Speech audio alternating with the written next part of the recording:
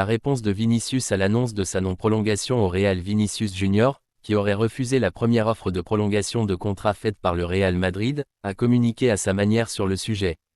À ce jour, personne ne peut assurer avec certitude que Vinicius Junior sera toujours un joueur du Real Madrid la saison prochaine. Courtisé par l'Arabie Saoudite avec une offre déstabilisante, un salaire d'1 milliard sur 5 ans, le Brésilien est pour le moment dans l'expectative. D'autant que hier, le journaliste espagnol Mario Cortegana a laissé fuite une information de taille sur les intentions du joueur. Le Real Madrid lui a proposé de renouveler son contrat, qui court pour le moment jusqu'en 2027, avec à la clé une augmentation de salaire substantielle. Vini gagne actuellement 15 millions d'euros net par an, et le club madrilène lui a certainement proposé d'ajouter quelques millions. Une offre de prolongation que Vinicius et ses représentants ont poliment choisi de refuser. Soit le Brésilien souhaite faire jouer la concurrence arabe pour obtenir un meilleur contrat encore que celui offert par le Real, soit l'option du départ étant envisagée qu'il préfère ne pas compliquer plus encore son possible transfert. Le Real a trouvé son nouveau Sergio Ramos. Le match entre le Real Madrid et l'Atlético qui s'est disputé hier au Bernabéu a apporté, au-delà du résultat, quelques belles satisfactions pour les merengues. Les deux clubs de la capitale n'ont pas réussi à se départager ce samedi, se quittant sur un match nul 1-1. Si le FC Barcelone l'emporte ce soir, le podium de la Liga se tiendra en 2 points seulement, 50 pour le Real, 49 pour l'Atleti et 48 pour le Barça. Dans ce derby au Bernabéu, plusieurs joueurs alignés par Ancelotti se sont illustrés comme Rodrigo en attaque, Ceballos au milieu mais aussi un défenseur en particulier, Raúl Asensio. Le Cantrano était sur tous les fronts et a été impressionnant de maîtrise dans son rôle. Le duo avec Tchouaméni en charnière centrale a très bien fonctionné. Dès les premières minutes du match, le Cantrano a montré qu'il n'était pas venu pour faire de la figuration.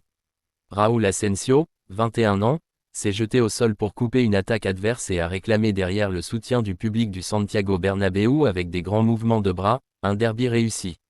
Et quel match le jeune Asensio a signé par la suite.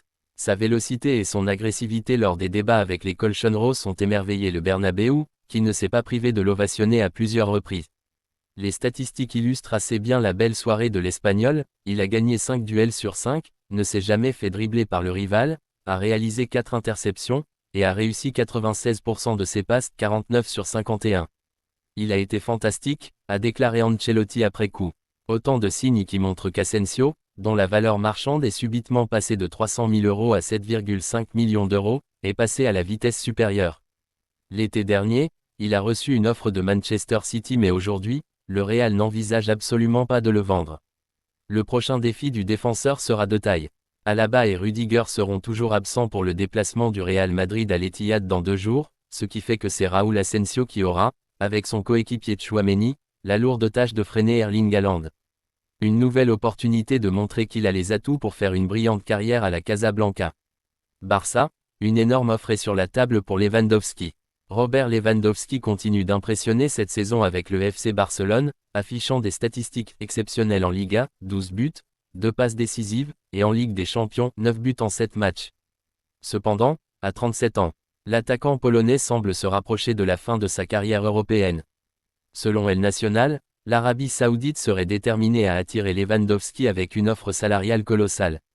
Une proposition salariale de 50 millions d'euros. Le royaume saoudien aurait proposé un contrat exceptionnel à Lewandowski, lui offrant un salaire annuel de 50 millions d'euros, bien au-dessus des 33 millions qu'il touche actuellement à Barcelone. Bien que le joueur ne soit pas pressé de quitter la Catalogne et qu'il ne partira pas durant ce mercato, il est possible que Lewandowski envisage un départ à la fin de la saison, alors qu'il ne lui restera qu'1 an de contrat avec le Barça. Gavi a demandé à son entraîneur de le remplacer. Pedri et Gavi. Hier, le FC Barcelone s'est imposé 4-1 contre Séville. Un match au cours duquel Gavi, titulaire, s'est fait remplacer dès la pause par son coach Hansi Flick. Dans le vestiaire, à la mi-temps, Gavi et son entraîneur ont en effet échangé sur la gestion des joueurs. Et Gavi a demandé à sortir, par peur de se faire expulser en deuxième période, après avoir déjà reçu un carton jaune. Je lui ai dit de me changer parce que je ne voulais rien faire de stupide qui pourrait mettre en danger mon équipe, a-t-il expliqué, relayé par Sport. Ironie de l'histoire, c'est son remplaçant, Fermín López, qui a été expulsé une quinzaine de minutes après son entrée en jeu. Rafinha passe aux aveux sur Xavi. FC Barcelone. Rafinha a révélé que l'ancien entraîneur Xavi a joué un grand rôle pour le convaincre de rester à Barcelone.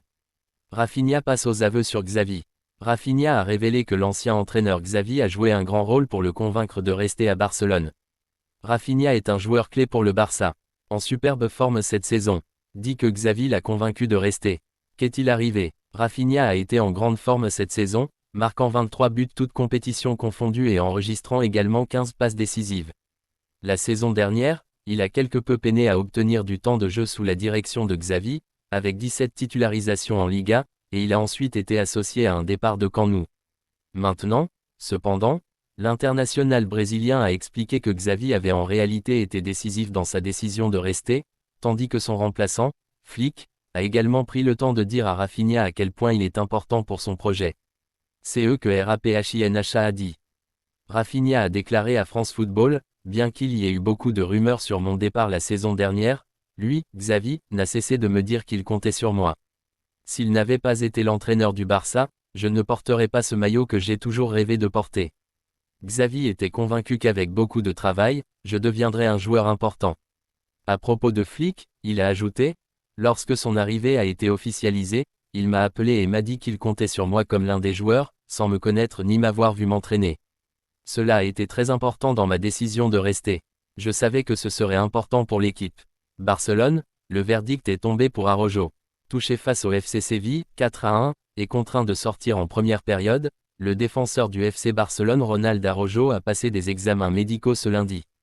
On jouait depuis 20 minutes, hier à Sánchez-Pizjuán, quand sur une action dangereuse dans la surface du FC Barcelone, Ronald Araujo a été taclé par Saul au moment de dégager le ballon. Le milieu du FC Séville a attrapé la cheville du défenseur uruguayen, qui s'est tordu de douleur et a demandé son remplacement dans la foulée. Régulièrement blessé depuis 3 ans, Araujo a fait craindre le pire aux supporters barcelonais. Heureusement, Hansi Flick a assuré dès la fin de la partie qu'à son avis, ce n'était rien de grave. Il pourrait ne rater aucun match. L'Allemand avait bien vu. Les examens médicaux réalisés ce lundi montrent que Ronald Araujo ne souffre que d'une contusion à la cheville. Avec un peu de repos, tout devrait rentrer dans l'ordre. Selon Marca, il pourrait ne rater aucun match puisque le FC Barcelone ne rejouera que lundi prochain, contre le Rayo Vallecano à Montjuïc. De toute façon, la défense centrale catalane est plutôt bien fournie puisque Pau Cubarsí et Inigo Martinez peuvent jouer en l'absence d'Araujo, de même qu'Eric Garcia.